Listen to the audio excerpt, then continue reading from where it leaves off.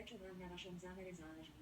No, na mojom zámere mi záleží hlavne z toho dôvodu, že sama som si tým prešla a sama viem, aké je ťažké sa postaviť znova na nohy. A ja som mala to šťastie, že som mala okolo seba ľudí, ktorí mi s tým pomohli, ale nie každý má to šťastie. A preto sme sa ja aj môj tým rozhodli, že dáme týmto ľuďom možnosť, ako nestratiť takúto nádej a takúto iskru do života. Na aký problém sa zameriavate?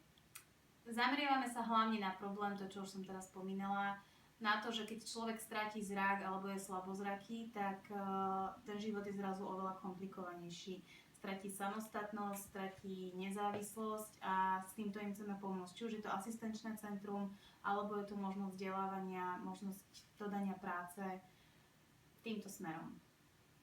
Aké riešenie ponúkate? A prvotné riešenie je určite asistenčné centrum, ktoré by sme chceli teda poskytnúť pomoc aj nevidiacim, slabozrakým a zároveň aj ľuďom, ktorí majú iný handicap, aby si vedeli navzájom pomôcť. A plus by sme teda chceli robiť aj vzdelávacie kurzy pre nevidiacich a slabozrakých, či už sú to počítačové, anglické kurzy, alebo niečo, v čom sú dobrí, ale potrebujú s tým pomôcť a poradiť. A takisto by sme chceli robiť neskôr aj zážitkové veci pre nevidiacich a ich členov rodiny. To znamená, že či už je to napríklad náš budúci projekt Neviditeľná výstava, alebo výlety na hrady alebo zámky. Koľko ľudí bude mať z neho potenciálne osob? Koľko ľudí? No ja dúfam, že veľmi veľa. Dúfam, že sa to chytí každého jedného, ktorý tento problém má a bude s nami chcieť spolupracovať. Prečo si myslíte, že uspejete máte vy alebo váš tým potrebné znalosti z podnikania a expertízy? No, každý jeden člen nášho týmu má určité skúsenosti, či už je to podnikanie, alebo finančná analýza, alebo implementácia nejakých sociálnych problémov.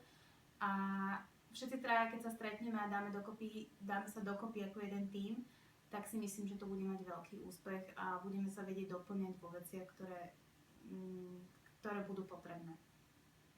Povedzte nám jednu vašu silnú a jednu slabú stránku.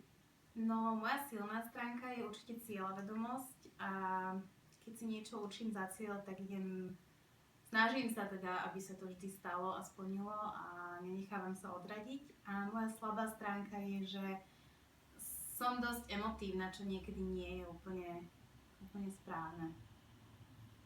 A ešte jednu vtipnú vec o sebe. Vtipná vec o mne?